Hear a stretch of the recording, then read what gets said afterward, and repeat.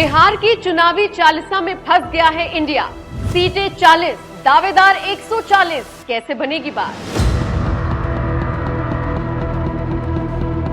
ये चुनाव नहीं है आसा, इतना समझ लीजिए। 543 सीटों का मामला है, बहुमत पाकर पार जाना है और इस बहुमत के रास्ते में कई राज्यों के रोड़े हैं।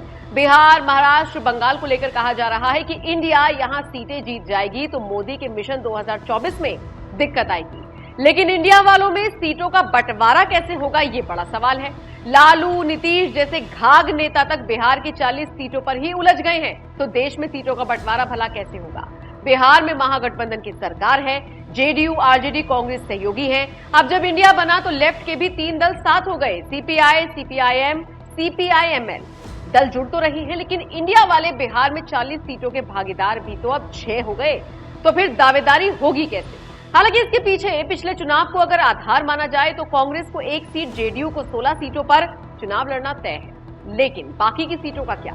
40 में से किसके हिस्से कितनी सीटें आएंगी? सूत्रों की माने तो इंडिया में सीट बंटवारे को लेकर बिहार में फॉर्मूला बन गया है।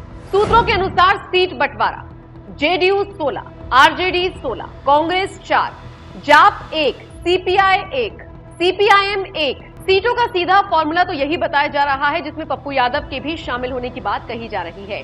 लेकिन यहां हालात एक अनार 100 बीमार वाले हो गए हैं। सभी पार्टियां अपने वोट बैंक के आधार पर अपनी मनचाही सीट की डिमांड पर अड़ी हैं। लेकिन सवाल है कि सीटें हैं 40 और दावेदारी से कहीं ज्यादा, फिर कैसे बनेगा जीत का समीकरण?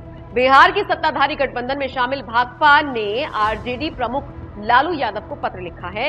इसमें सीटों को लेकर दावेदारी पेश की गई है।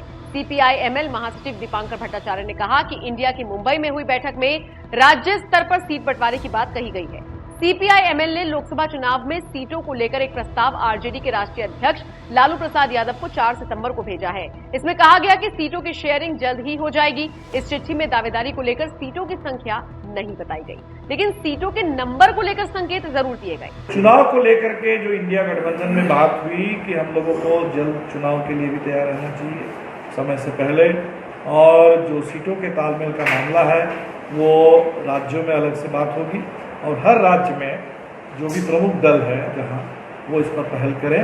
और इसीलिए बिहार में ताकि सीटों का तालमेल आगे बढ़ सके, तो हमें जहां तक पता चला कि जनता दल यू बिहार में महागठबंधन में बाद में शामिल हुआ, तो शायद महागठबंधन जो पुराना था उसके स्तर पर भी बात होगी और फिर जनता दल यू से भी बात होगी। हमने इसीलिए अपना जो प्रस्ताव है एक मिनिमम जो सीट्स के बारे में, हमने राष्ट्रीय जनता दल को, प्रमुख बिहार के दल है, महागठबंधन के नेता हैं, और इसीलिए हमने उनको लिख के दिया है। और 2020 का जो चुनाव परिणाम था उसमें जो बिहार ने देखा कि दक्षिण बिहार मगध में, शाहाबाद में और उत्तर में सारण के इलाके में सबसे बढ़िया प्रदर्शन रहा और सबसे ज़बरदस्त वहाँ चोट मिली एनडीए को। और इसके पीछे मेन कारण था कि राजद और माले के बीच में एक सार्थक चुनावी था, जहाँ चुनाव के गणित भी, चुनाव की केमिस्ट्री भी हम लोगों के पक्ष में है। और इसीलिए हमें लगता है कि इसी को आगे बढ़ाना चाहिए और इसी हिसाब से हमने अपना प्रपोजल दे दिया। हम उम्मीद करते हैं कि जल्दी बातचीत हो और फैसला हो। दीपांकर भट्टाचार्य की सीटों की मांग विधानसभा चुनाव के मद्देनजर है। विधानसभा चुनाव में लेफ्ट ने जो सीटें जीती उसी को आधार बनाकर हर 5 विधायक पर एक सांसद की मांग की जा रही है। लेकिन इस फॉर्मूले से खुद नीतीश कुमार फंस जाएंगे, क्योंकि वो जीती हुई सीट तो छोड़ेंगे नहीं। तो फिर समझौता करेगा कौन बिहार में? वो भी तब जब साथ में लालू यादव, क्योंकि लालू यादव के हाथ मलाई लग गई है। जिस पार्टी के 2019 में एक भी सांसद नहीं जीते, वो 2024 में इंडिया के साथ ज्यादा सीटों पर चुनाव लड़ेगी और लोकसभा में शायद खाता भी खोल लेगी। ऐसे में लालू कभी नहीं चाहेंगे कि उनके साथ के सहयोगी दलों का स्ट्राइक कभी भी आरजेडी से बढ़िया हो। तो फिर सीट बटेगी कैसे, ये बड़ा सवाल है।